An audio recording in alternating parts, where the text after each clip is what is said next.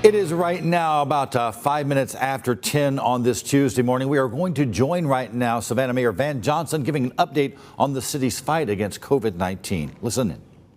In Georgia, more than 1,800 deaths, including 448 cases and 21 deaths right here in Chatham County. I'd like to pause for a moment to remember and honor the more than 1 million Americans of the Army, Navy, Air Force, Marines, and Coast Guard who have died in serving and protecting our country. I also lift up those Georgians, and particularly those Savannahans, who have died from COVID-19 and their grieving families for whom this loss is still quite personal and very real. I'm extremely concerned about what we witnessed, or what we all witnessed over Savannah this weekend. Make no mistake, I'm glad that Savannah area businesses are open and able to once again make money. Most businesses around town were doing the best they could to protect employees and their customers.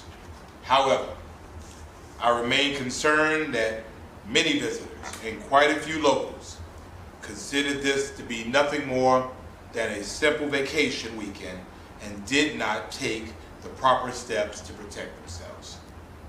As you are aware, Governor Brian Kemp ordered that bars and nightclubs were to remain closed through the end of the month.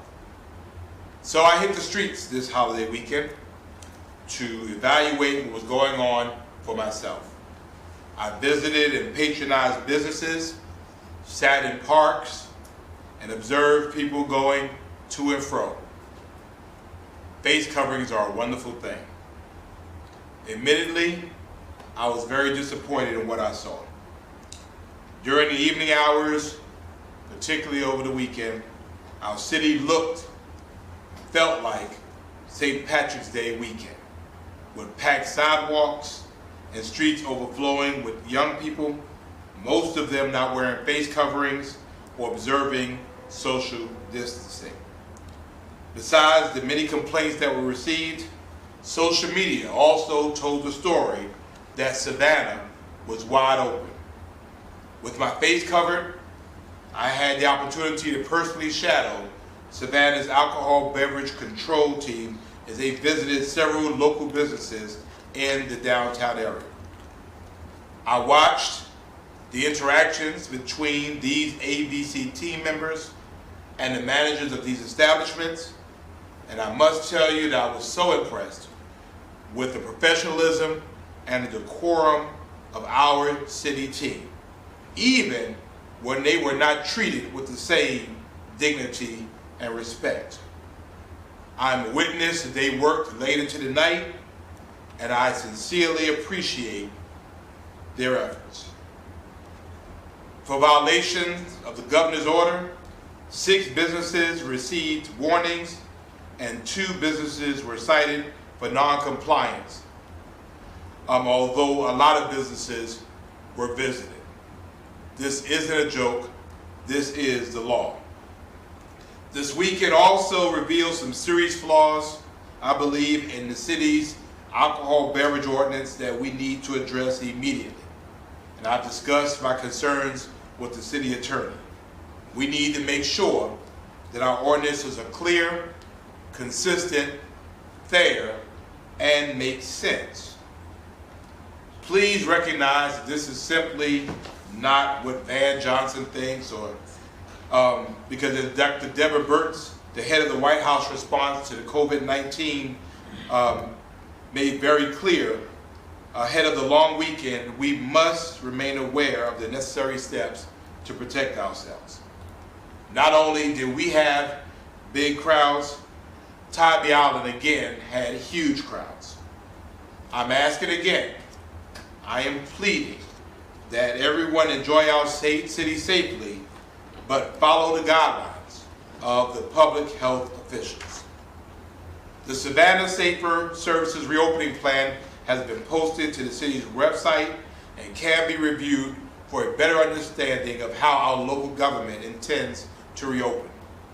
The city manager and his leadership team are preparing the organization to enter phase 1 of the plan. Phase 1 will focus on high priority services, including the reintroduction of recycling and yard waste collection. We will enter phase 1 when COVID-19 metrics on positive tests, hospitalizations, and deaths are stable or declining for 14 days. Please remember that each progression will occur at a minimum of 14 days, and throughout the phases there will be increased precautions to keep everyone safe, including social distancing, face coverings, and temperature checks. As we enter the new phase of the plan, more details on the phase we are in will be published to the city's website for clarity and public awareness. SavannahSafe.com, our collaborative effort with private sector partners to safely reopen the Savannah economy, has been a massive success. With more than 500 businesses participating by taking the Savannah Safe Pledge, we know that most of our local business owners are taking the safety of their employees and customers very seriously.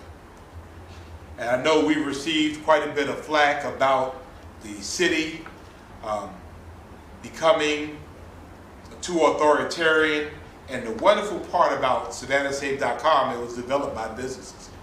So that's the greatest thing about this, that we have more than 500 businesses. As a matter of fact, businesses from surrounding communities are now wanting to become a part.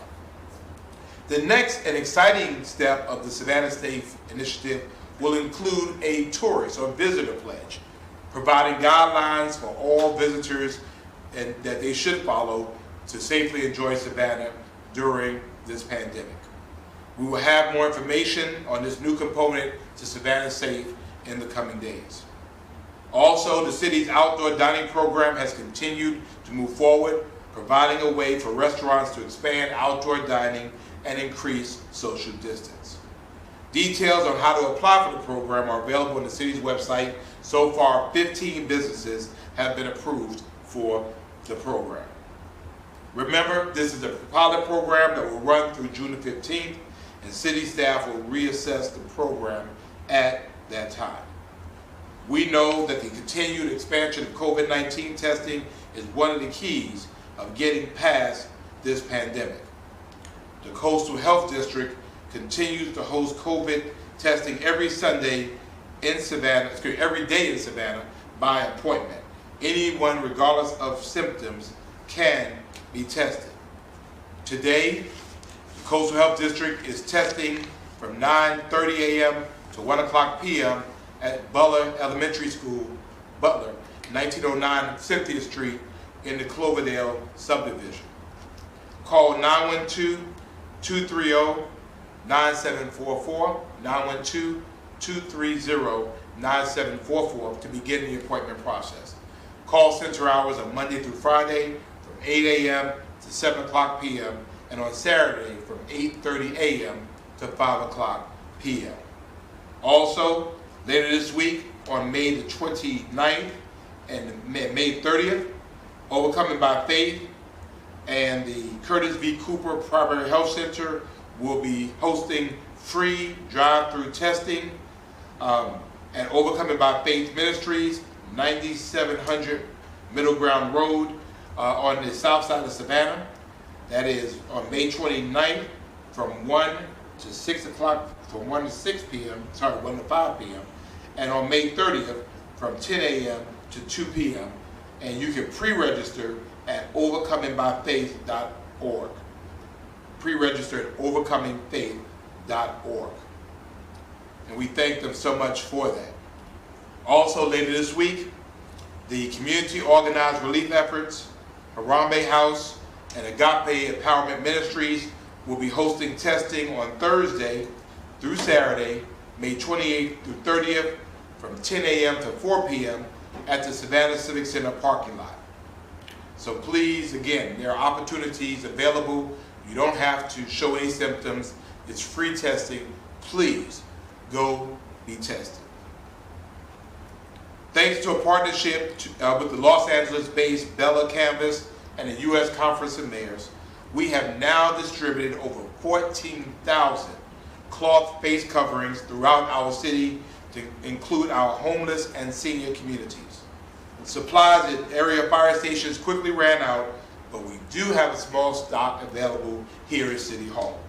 Anyone who still needs a cloth face covering can pick one up at the front desk at City Hall during regular business hours while supplies last, and they are going fast. Be sure to cover your nose and mouth when wearing your face covering. Properly wearing face covering is key to helping to prevent exposure. Also, let us remember that early in-person voting for the June 9th election goes through June the 5th. You can vote in person Monday through Friday from 8 a.m. to 5 o'clock p.m. at the Chatham County Voter Registration Office, 1117 Eisenhower Drive, Suite E. Saturday early in-person voting will be on May the 30th, this Saturday at the main office from 9 a.m. to 4 o'clock p.m. And of course, you can always do your absentee ballot. You can send it in and you can drop it off. Remember to please continue to encourage your friends and your neighbors to take the 2020 census. Thank you so much for what you've done so far. We are finally more than 50%, but I really would like to get us to 75%. So please, there's a lot of work to be done. We definitely need your help. You can fill it out online, by phone, or by mail. It takes less than 10 minutes. It took me only 4 to shape Savannah's future for the next 10 years. The census determines federally our funding federally for a variety of projects, and also determines how we're represented in Washington. So I'm thankful to everyone who remains vigilant during this pandemic, and we will get through it together. Finally, well, almost finally, I'd like to share that I've convened the Savannah Faith Roundtable, which consists of faith leaders from all over our city. This initiative is called Savannah Faith. And from Savannah Faith, we have designated a task force that will work with our health professionals to develop recommendations and guidance for our churches, synagogues, mosques, and temples to reopen safely. The task force consists of Imam Ibrahim Abdul Malik from Temple Masjid Jahid, Rabbi Robert Haas, Congregation Mikveh Israel, Pastor Billy Hester, Asbury Memorial United Methodist Church, and Pastor Lolita Hickman from Trinity Baptist Church. While we all worship in person, miss worshiping in person, this group is committed to developing important guidelines to make sure that when temples, churches, synagogues, and mosques reopen, they do so in a way that assures the safety of their parishioners. Remember, houses of faith are not really houses at all. And I commend our faith leaders for making the courageous and bold decisions to remain closed for the foreseeable future until we're able to see our way through this thing. We know that faith knows no boundaries. And I'm thankful to all of them for their commitment to safety. This time has also been very difficult for them, as we have continued to seek their leadership and their guidance for insight, encouragement, and comfort. And I appreciate them remaining engaged with the city of Savannah, and many of them taking courageous steps to keep the faith but follow the science. If you are a faith leader in Savannah and you are not a part of Savannah Faith, you could do so by sending us an email at egregory@savannahga.gov, egregory@savannahga.gov, and we want to make sure that you include your phone number and your email address, and we will make sure to answer egregory@savannahga.gov to our faith leaders in the Savannah community that want to be a part of our evolving partnership called Savannah Faith. So may God bless you. May God continue to bless Savannah. That's the prepared updates for today, and I'm ready to entertain any questions you may have. No questions? Good. Thank you very much. Good morning, Ms. Alex. How are you? Good morning. I'm good. Good morning, Mr. Mayor. So we're getting close to the end of the month now, and I wanted to know what the status is right now with Savannah's economy, with the budget and everything like that, because I know you said you would revisit that at the end of the month, but obviously businesses have reopened, so I was wondering, what the status is with that. Well, again, I think for us, it's an evolving matter that goes day to day. So I know city staff is recognizing that. Obviously, it's a good thing for our businesses to be open. It's good for their economies to be restarted. The issue is, the concern is, again, what I saw throughout our city on Saturday, Sunday, well, Friday, was an absolute mess. It was an absolute mess. It was the largest party in a COVID that, I just think it was unadvisable. It was absolutely reckless. And we have to manage that. And we need the help of our business community to help manage that. I rode through streets that were impassable because there were so many people standing in the streets. I walked down sidewalks that were impassable because so many people were standing on the sidewalks. They were not social distancing. They were not wearing face coverings. And in a couple of cases, I went and stood in some of those lines. And the interesting part is, again, with face coverings, people don't know who's standing in the lines. And I plan to continue to do that because I wanted to see for myself. I didn't want to rely on complaints. Our office had received complaints. We were receiving social media. The interesting thing about people nowadays is that when they do stuff, they take pictures of it. And so we had employees in some of these establishments saying, hey, I really don't feel safe here. We're really not doing what we said we were going to do. And so I got a chance to go visit myself. And standing in those lines, looking and observing myself. And again, I think most eye-opening is really following the ABC team around and watching how they interacted. And again, I'm not sure I would have had the restraint, the professional restraint that they had, from just people around just asking simply that you move, 6 feet back. Some people, they didn't like that.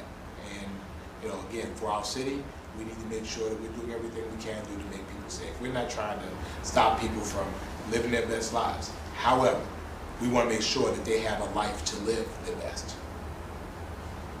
Mayor Johnson, where's the list of the names? How can we get that of what businesses were cited and warned? We will release that later today. Okay. And you mentioned that the city's alcohol beverage ordinance is tweaking. How soon will we see something like that on the agenda, or can you give any examples of areas of Well, I remember in a past life as an alderman, particularly, we had some revisions to the alcohol beverage license that I voted against. Was very concerned about it because I felt that it was unclear. I think that restaurants are restaurants. You know the restaurant. A restaurant is a place where primarily they serve food.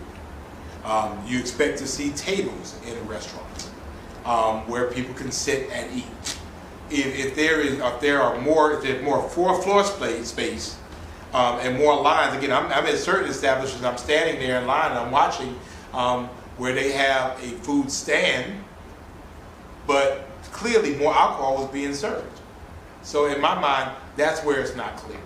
I think, people know what bars are, they know what nightclubs are, and I think the majority of reasonable people, if they looked at some of the situations we had going on over the weekend, we had businesses, to me, that were classed as restaurants, but they were not behaving as restaurants. And I think it's safer for not only our customers, our citizens, members of our ABC team, of the mayor, to look and clearly say, that's a restaurant, that's a bar, that's a nightclub. And again, I don't think that you have lines going back in and around the corner for people to eat. And some of the social media comments and some of the phone calls I got said the fire marshal was involved. Is he part of that team, or was that just? He is. The fire marshal, the time that I was involved, it was the captain of the downtown precinct. It was the fire marshal.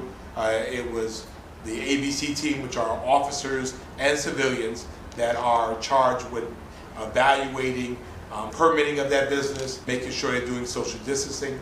They walk into the establishments, and again, it's a snapshot in time. What you see, how far people away, how many tables are there, how many people are in line, are you exercising proper business practices? When I observed some of those businesses, when they came in, they just said, all right, look, we're closing.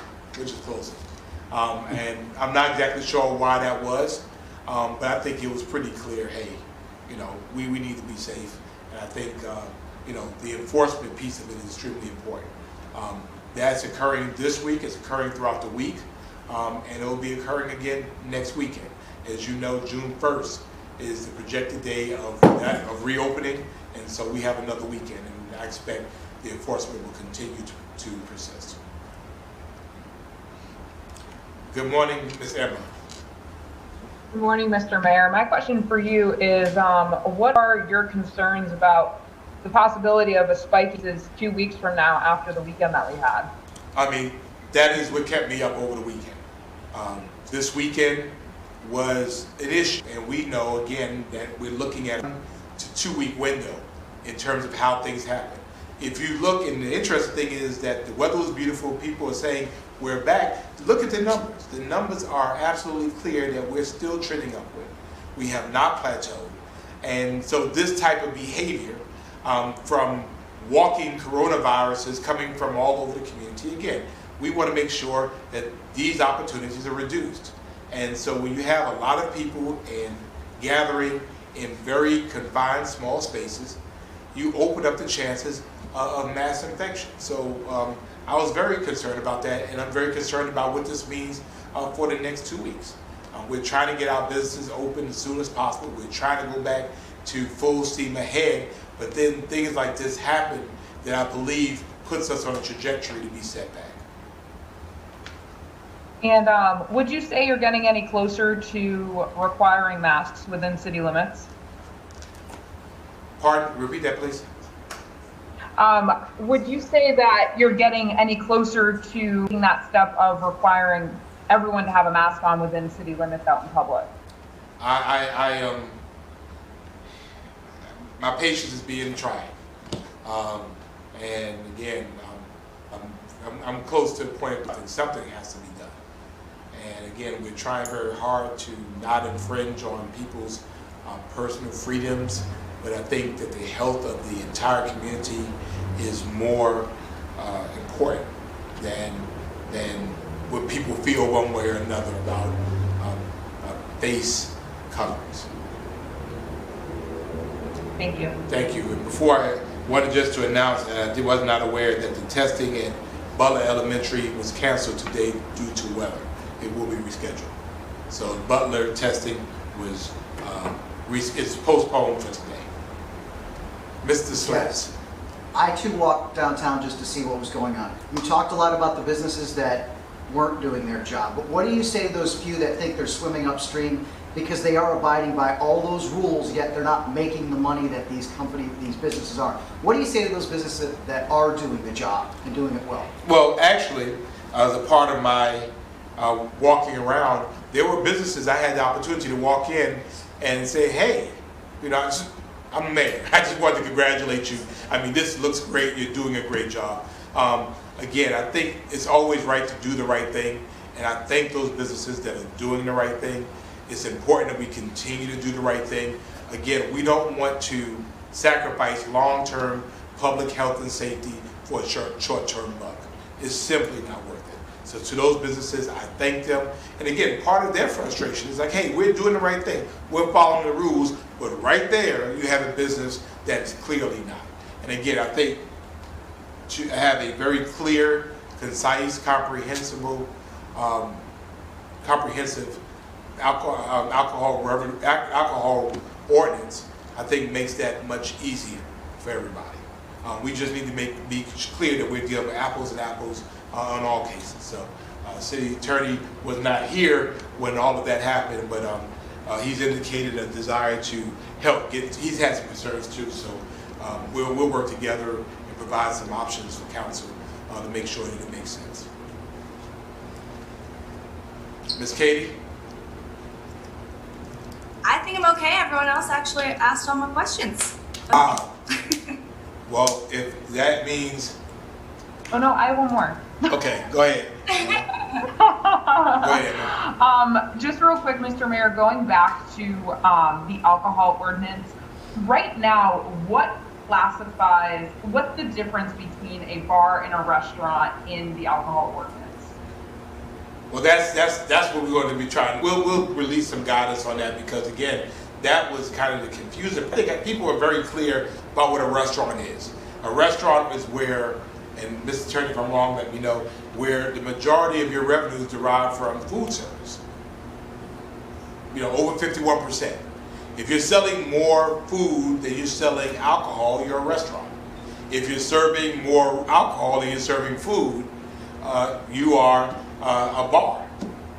And if people are dancing and having a good time, then you're a nightclub. Just because you sell French fries, it doesn't make you a restaurant. You know, you want a restaurant with your Corona, I mean, that's not a restaurant, in my mind. And again, I think most reasonable people will look at that in the same way. And so we have to make sure that our ordinances make sense. And so I've never known of too many places that I've stood in lines going around a corner for hours to buy a hamburger. I'm just not going to do it. And most people won't do it. You're not going in there to buy the food. You're going in there because you're going for the atmosphere. You're going for people. We know from the very nature of nightclubs and bars, proximity is everything. You're going there to be up close and personal with your friends and to meet new people. And hence it makes sense that the governor declared those businesses remain closed at least until the beginning of June, because the proximity. And what we saw was a nightclub festival atmosphere. From people standing in lines, from people going into these establishments, from people sitting in these establishments. And again, it cannot be tolerated. And we won't tolerate that. Because again, our community is at risk. And so people are coming here, we want them to enjoy themselves, we want them to have a good time, but they have to be very clear that the culture here during COVID-19 and going forward in Savannah is safety. And we want to protect not only them, but the people who work in these establishments, and we want to protect their families who have to go home at the end of a shift and interact with those they love. So I have plenty more masks, and so I'll continue to go out. And people stood by me and talked about me and didn't even know that I was standing right there next to them. I just didn't want to break their heart by taking the mask down. I just like, oh, okay. So you don't have to wear no, guys tell me you don't have to wear a mask. Why not? And then he said, because the mayor is so and so. So I said, oh, okay. I said, well, you know, it's probably the safe thing to do though. He said, yeah, well, I'm not going to wear a mask. So I didn't want to break his heart. But. Thank you, Mr. Mayor. Now we can move on to Sean. Thank you. And for the final questions from the man cave at the Evans household, Mr. Evans. Deanne, you had another question? Just one from the man cave. One question. Deanne, you had a question? Yeah, just one. Wait, Sean, hold up. Deanne? Did you have a question, Deanne? Pardon? Did you have a question? No, I'm done. Okay, all right. Now to the man cave. To the number of masks, or face coverings rather, that y'all procured, how many? What was the number on that again? Well, that handed the out? total is 14,500. 14,000. Okay. We initially requested 4,500, and our total was 14,500. And obviously, people want them. We placed them in firehouses. We gave over 100 to each alderman. We gave some to nonprofits. We gave some to our homeless community. We gave some to the housing authority for some of our senior citizens. And they're almost all gone. And people can walk up and pick them up here at City Hall. We're serious about safety, and in my mind, before we mandate face coverings for everyone, we have to make sure two things happen. One, that face coverings are available for everyone, and two, that we educate people on the proper way to wear them. Once those two processes are complete, I feel more comfortable at that point of ordering face coverings. Thank you, sir. That's all you got? That's all I got. Dang, okay. We also, much to my chagrin, want to remind our citizens that hurricane season starts a week from today. A week from today. In the middle of a pandemic. I'm asking our citizens to please keep this in mind. Right now, where you're not doing as much as you used to do, we want you to plan about what you would do should we be hit by a hurricane or have the threat of a hurricane to our area. Where are you going to go? Because at one point, you could go to your friends in Atlanta, or your friends in Albany, or your friends in New York. But right now, they may not want you to come. So you have to have a place to go. You have to know where your documents are. You have to know where your medical supplies are. You have to have your insurance and things intact. If you need flood insurance, if you need a regular insurance, make sure your papers are all in one place. Making sure you have those courageous and critical conversations with your family members about what do we do, what's our plan. Make sure you have batteries, and make sure you have cell phone chargers and those types of things to make sure you can survive should something occur. This is extremely important, and in coming weeks, we'll start posting guidance from SEMA, the Chatham Emergency Management Agency. There are things we can do now to plan for hurricane season, and I want us to be much better prepared than we were over the last couple of years. We realized that sometimes we were not as prepared as we would have liked. We did not take care or as good of care of our less fortunate neighbors as I would have liked for us to. I would like for us to have a stronger plan. I would like for us to make sure that we're engaging our citizens in a much more comprehensive way. And if you need that assistance, we want to make sure that you're on that registry with SEMA. So we'll be continuing to send out that information in the coming days. But hurricane season is upon us, and we just hope the good Lord will spare us, because the last thing we need is evacuation during a pandemic. I mean, that would be rough. That would be a rough one. Anything else?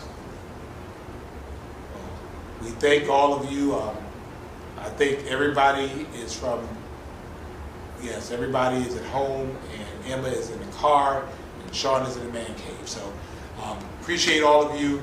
I appreciate you all helping us get our message out. We appreciate you being valued partners of the city of Savannah. We are Savannah Strong. We're Resilient Savannah. We are bigger together than the things that affect us individually. And I'm just pleased, honored, and blessed to be serving at a time like this, to be able to hopefully make sure that the least, the last, the lost, make sure that people are brought to the table, make sure people are properly engaged, and make sure that we see our way out of this together. God bless. Have a great day.